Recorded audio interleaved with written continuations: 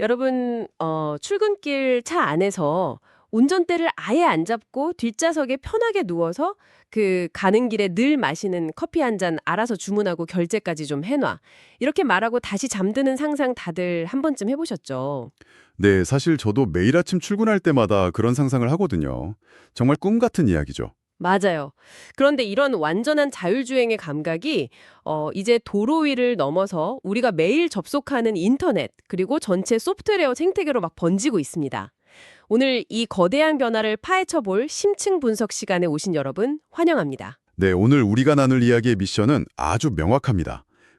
우리가 지시를 내리면 그냥 텍스트만 주르륵 뱉어내던 수동적인 챗봇의 시대는 이제 완전히 끝났다는 거죠. 네, 끝났죠. 이제는 목표만 딱 던져주면 AI가 스스로 알아서 웹을 탐색하고 막 계획을 세우고 심지어 제 신용카드로 결제까지 마치는 이른바 에이전틱 AI 시대가 열렸습니다. 그래서 오늘 저희는 구글 I/O 최신 발표 자료부터 베인앤컴퍼니의 산업 분석 그리고 버셀이나 오라클의 아주 기술적인 문서들까지 쌀다 모아서 이 자율적인 기계들이 인터넷의 판도를 어떻게 뒤엎고 있는지 아주 깊게 파헤쳐 보겠습니다. 네, 아주 기대가 되는데요. 이런 기술의 거대한 변곡점을 제대로 이해하려면 먼저 가장 근본적인 개념부터 명확히 짚고 넘어가는 게 좋습니다.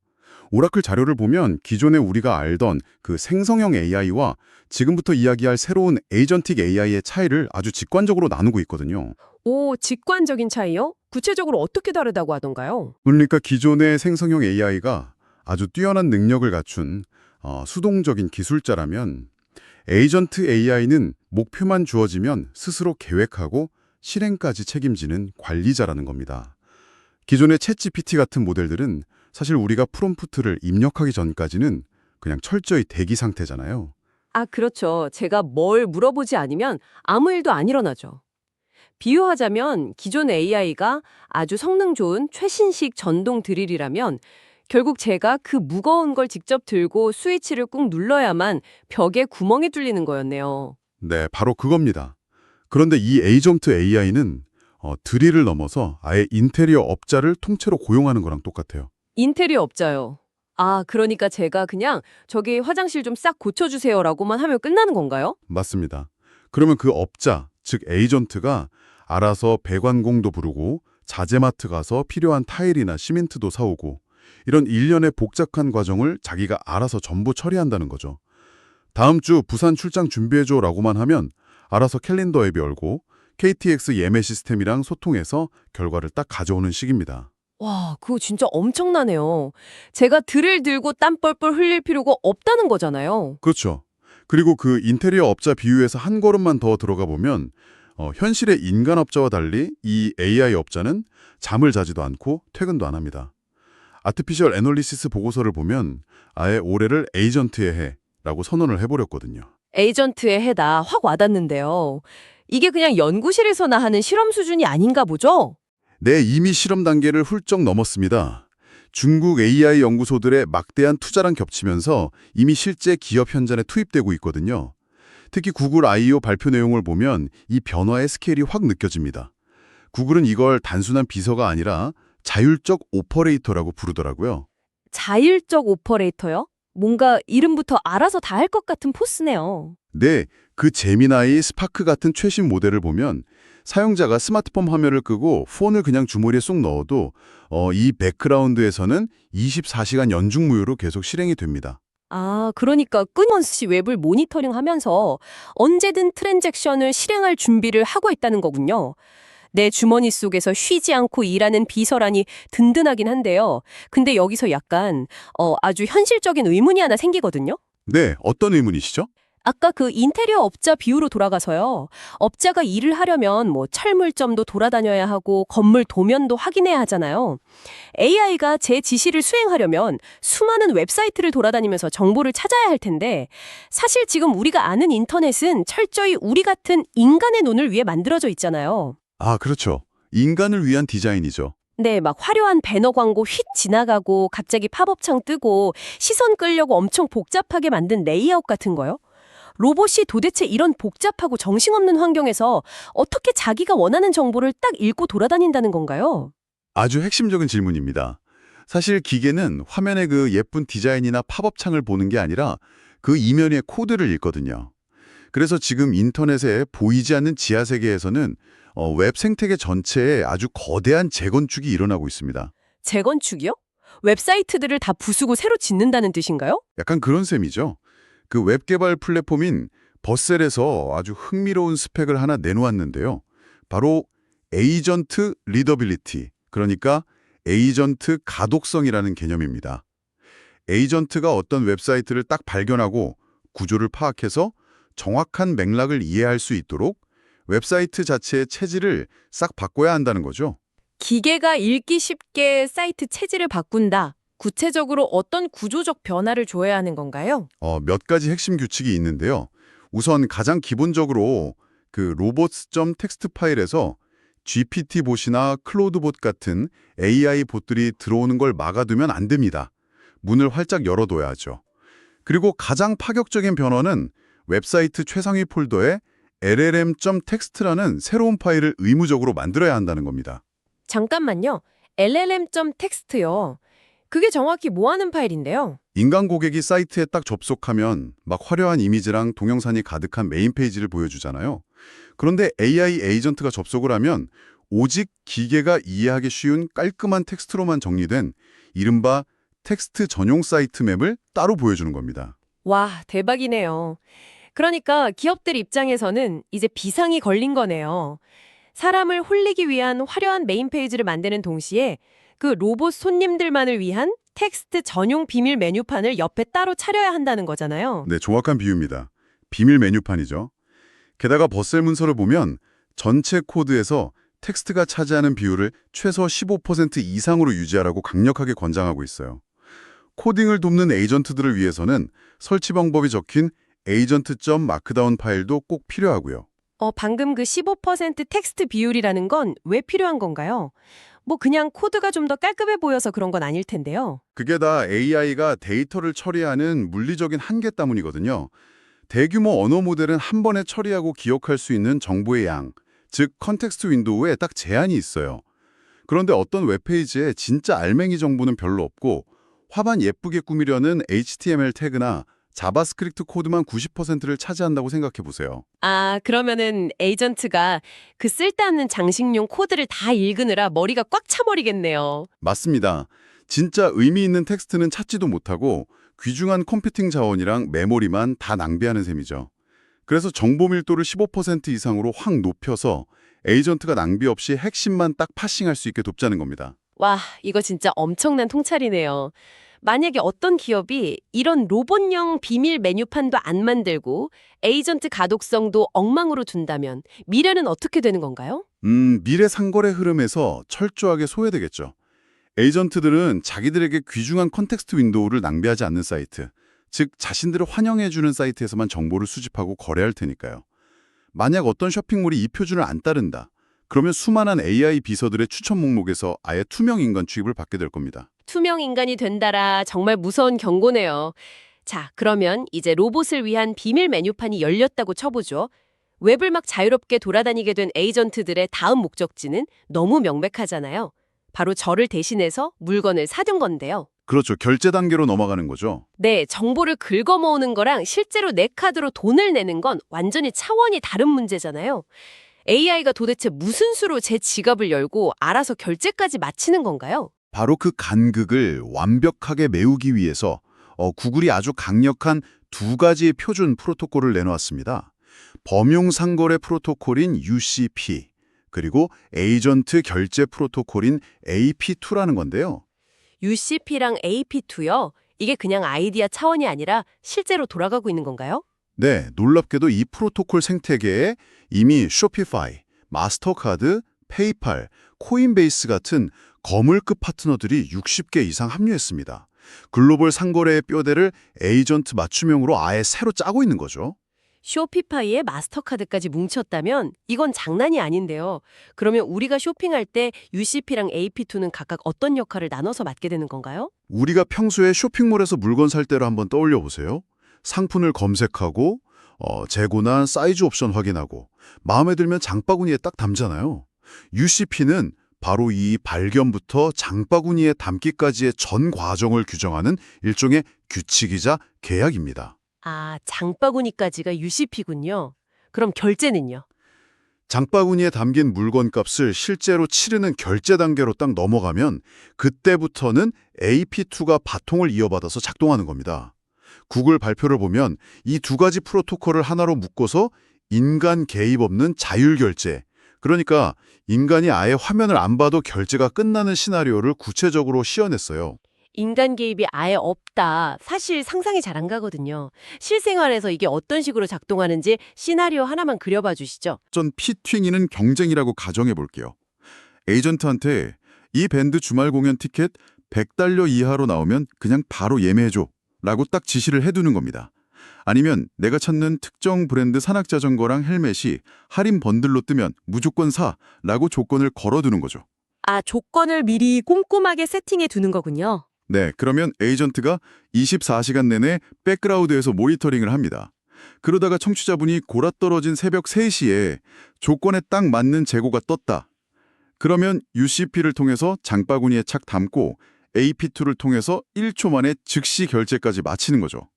아침에 눈을 뜨면 스마트폰에 예매 완료 영수증만 조용히 와 있는 겁니다. 잠깐만 멈춰보죠.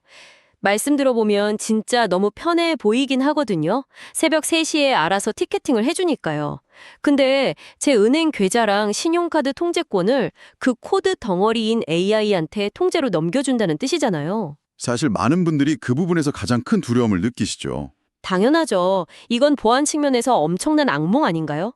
만약에 제 에이전트가 제 말의 맥락을 오해해서 록밴드 콘서트 티켓이 아니라 이름만 비슷한 어린이 뮤지컬 티켓을 수백만 원어치 결제해버리면 제 통장 잔고는 도대체 누가 책임집니까? 네, 아주 당연하고도 예리한 지적입니다. 권한을 위임한다는 건 곧 금융사고의 위험을 뜻하니까요.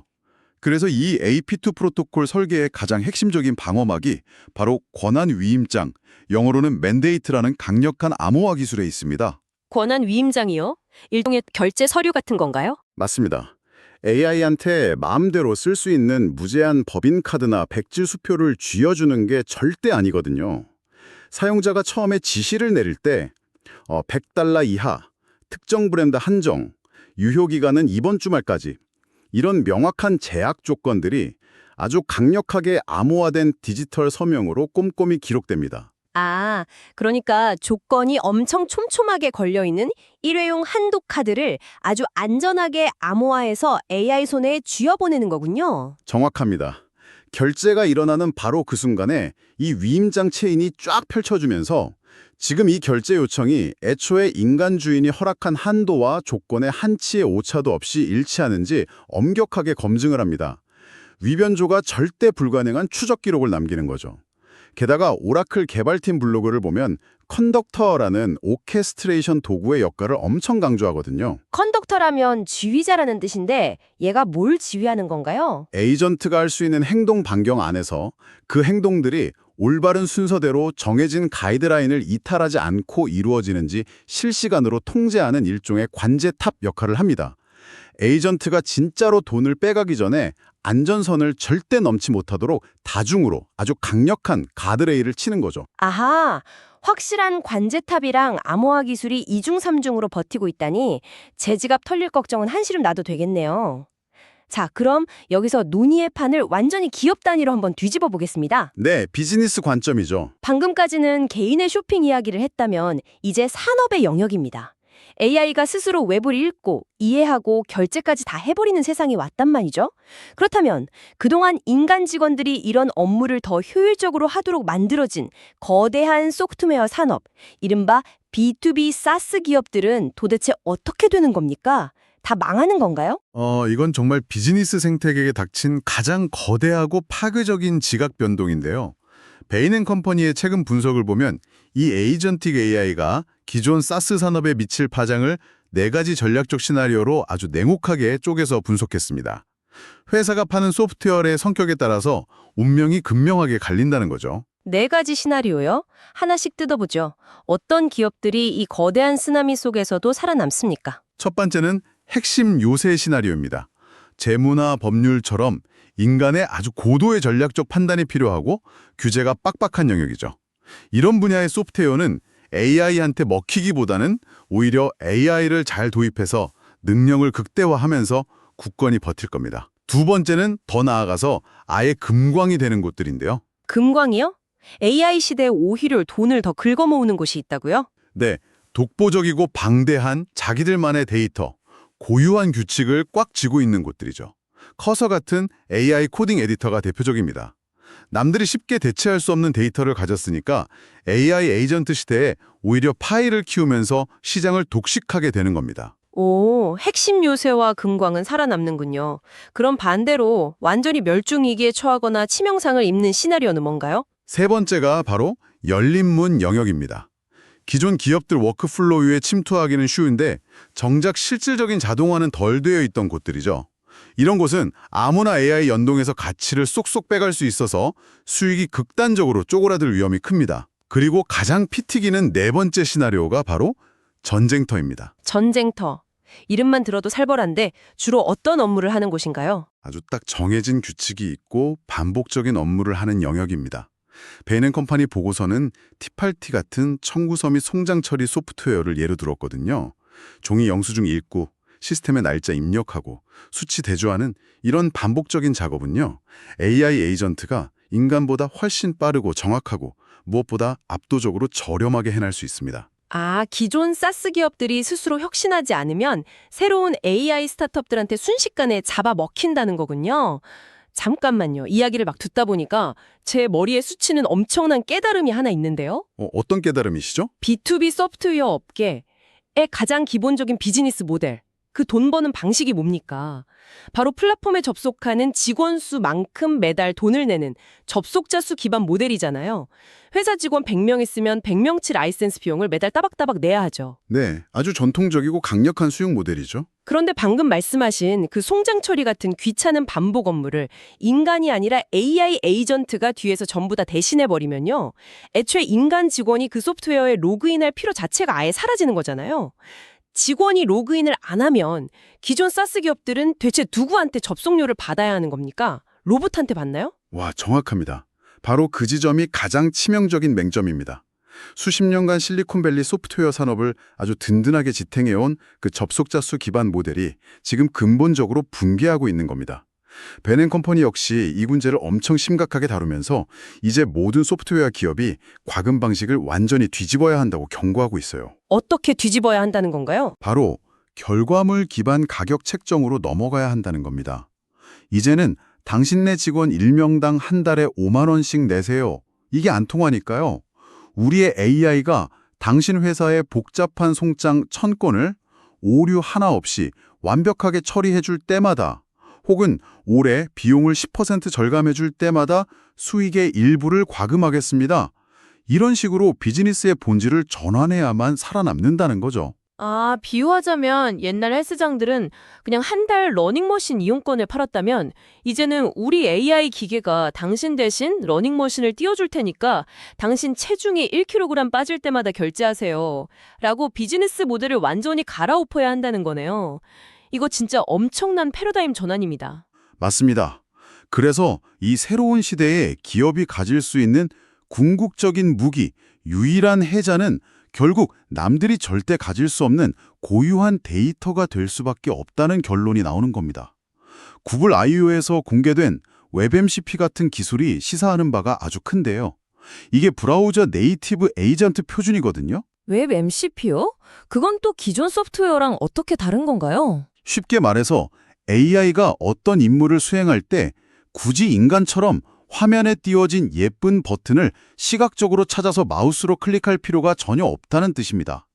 웹사이트 뒷단의 시스템, 그러니까 기계와 기계가 직접 통신하는 API를 통해서 빛의 속도로 데이터를 바로바로 주고받게 되는 거죠. 아, 그러니까 소프트웨어의 발전 방향 자체가 인간을 위한 직관적인 화면 설계에서 벗어나서 철저하게 기계들끼리 소통하는 API 중심으로 확 이동하고 있다는 거군요. 네, 맞습니다. 기계 대 기계의 통신으로 완전히 재편되는 거죠. 와, 오늘 우리가 해부한 이 방대한 변화들을 다시 한번 쫙 연결해보죠. 우리 청취자 여러분도 느끼시겠지만 우리는 지금 인터넷이 작동하는 방식에 근본적인 변곡점을 지나고 있습니다. 네, 완전히 새로운 챕터로 넘어가는 중이죠. 우리가 눈으로 매일 보던 화려한 웹페이지는 봇들을 위한 텍스트와 코드의 세계로 지금 재건축되고 있고요. 내 지갑을 열고 장바구니를 쓱 결제하는 그 통제권은 엄격한 암호화 위임장을 쥐인 AI 에이전트한테 넘어가고 있습니다. 수많은 인간 직원이 하루 종일 클릭을 반복하던 소프트웨어 산업은 기계 간의 초고속 API 통신으로 대체되면서 실리콘밸리 비즈니스 모델 자체가 아예 해체되고 있죠. 네, 그 철저히 인간이 주도했던 상호작용의 방식이 이제는 USP나 AP2 같은 거대한 표준 프로토콜을 통해서 기계들끼리 소통하는 하나의 에이전틱 생태계로 묶이고 있는 겁니다. 인간의 상상을 초월하는 효율이 만들어지는 거죠. 맞습니다. 이제 우리는 그냥 내 질문에 대답이나 잘해주는 똑똑한 챗봇을 넘어서서 나의 의도와 목표를 실현하기 위해 세상과 직접 물리적 경제적으로 딥하게 상호작용하는 완벽한 자율운영의 시대를 맞이하고 있습니다. 분명히 우리의 삶과 비즈니스를 마법처럼 바꿔놓을 눈부신 혁신이죠. 하지만 오늘 이 심층 분석을 마무리하면서 우리는 이 모든 화려한 기술의 이면에 숨겨진 아주 묵직하고 도발적인 질문을 던질 수밖에 없습니다. 네, 기술의 그림자를 봐야 할 때죠. 여러분, 내가 잠든 고요한 새벽에도 당신의 에이전트들은 수천 개의 사이트를 미친 듯이 뒤지고 최저가를 파싱하고 암호화된 결제를 시민받으면서 방대한 데이터를 쉴 새 없이 처리하고 있습니다. 오라클의 보고서가 아주 날카롭게 경고하는 지점이 바로 이 대목인데요. 이 멈추지 않는 무한한 자율성은 결코 공짜가 아니라는 사실입니다. 맞습니다. 데이터 센터의 거대한 서버들은 그 에이전트들의 끝없는 연산을 처리하기 위해 단일초도 쉬지 않고 맹렬하게 돌아가야만 하니까요. 그렇습니다. 어쩌면 미래에 우리를 대신해서 모든 귀찮은 일을 처리해줄 AI 비서의 능력을 한계짓는 것은 더 이상 AI 모델 자체의 지능 수준이나 기술력의 부족이 아닐지도 모릅니다. 그 진짜 물리적인 한계는 바로 이 막대한 연산을 담당하기 위해 소비되는 엄청난 컴퓨팅 파워, 그리고 어느 날 매달 날아오는 폭탄 같은 전기요금 청구서일 것입니다. 네, 환경적인 측면도 절대 무시할 수 없겠죠. 그러니까요. 세상을 자율적으로 쌩쌩 움직이게 하는 이 놀라운 혁신의 뒤편에는 지구가 고스란히 감당해야 할 막대한 탄소 발자국이 아주 짙게 찍히고 있습니다. 우리의 일상을 이토록 완벽하고 편안하게 만들어주는 당신의 그 똑똑한 AI 비서, 과연 지금 이 순간에도 얼마나 많은 전기를 꿀꺽꿀꺽 먹어치우고 있을까요? 이 거대한 혁신이 우리에게 청구하는 보이지 않는 엄청난 비용을 과연 우리는 어떻게 감당해야 할까요? 정말 많은 생각을 하게 만드는 중요한 화두네요. 네, 다음 시간까지 이 묵직한 질문을 청취자 여러분의 마음속에 한번 깊이 품어보시길 바랍니다. 오늘 저희가 준비한 심층 분석은 여기까지입니다. 다음에도 우리의 지적 호기심을 강렬하게 흔들어 깨워줄 더 깊고 더 흥미로운 통찰과 함께 다시 돌아오겠습니다. 당신의 일상을 바꾸는 깊은 몰입, 지금까지 The Deep Dive였습니다.